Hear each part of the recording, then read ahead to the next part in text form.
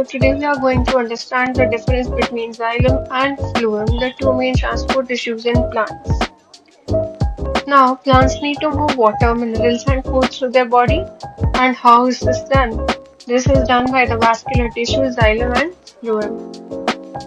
Now, xylem transports water and minerals from roots to leaves upwards in a unidirectional manner.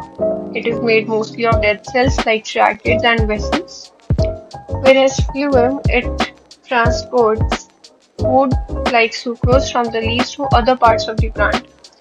This flow can be bidirectional. It is made up of sieve tubes and companion cells which are living in nature. Now, if we look at the comparison table here, we studied xylem transports water and minerals. It is unidirectional. Tissue is dead. It's made up of tracheids and vessels.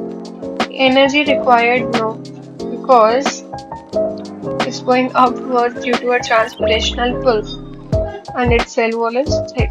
Whereas phloem, food and organic solutes, bidirectional, source to sink. Source is the leaves and sink fruits and other parts of the plant. Tissue part is living. Main components, sieve tubes, companion cells. Energy required, yes, because it is doing the work actively. And cell wall is thin. Now some questions you may get from here. First of all, why is it transporting sucrose and why not glucose? By photosynthesis, glucose is produced, but glucose is further broken down into sucrose.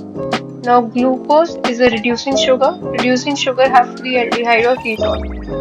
And because it is a reducing sugar, it will be too reactive and cause osmotic issue.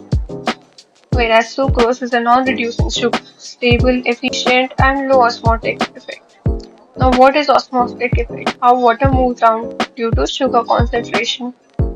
Here are two examples. If phloem has high glucose, then water pull will increase and pressure problems will increase, which will cause damage to cells. Whereas phloem has high sucrose content, osmotic pressure will increase, but it will draw water into phloem, which drives the phloem flow and pressure would be balanced, right?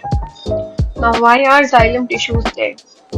They are used in water transport only and do not take part in any of the metabolic activities. Xylem uses physical processes and not energy, and dead cells is equal to no cytoplast, that means easy water flow. And lignin is present in the cell wall, which strengthens the plant and makes it waterproof. Third question, what is active loading? Specific type of active transport, and it happens only in phloem to move sucrose. Now we'll come here in xylem. In xylem, water moves passively upwards, pulled upwards due to transpiration, root pressure, and cohesion tension forces.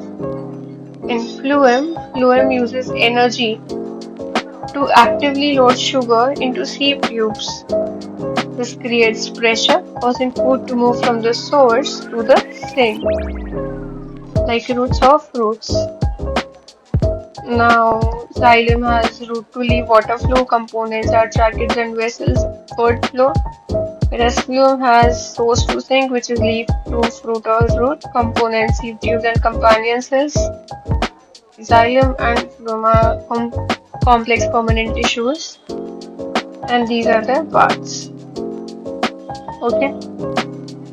Now, the summary is xylem, passively upward flow of water, and it is a dead tissue. Phloem, active transport of food in both directions, living tissue. Thank you. Hope you all liked the video. Please like and subscribe.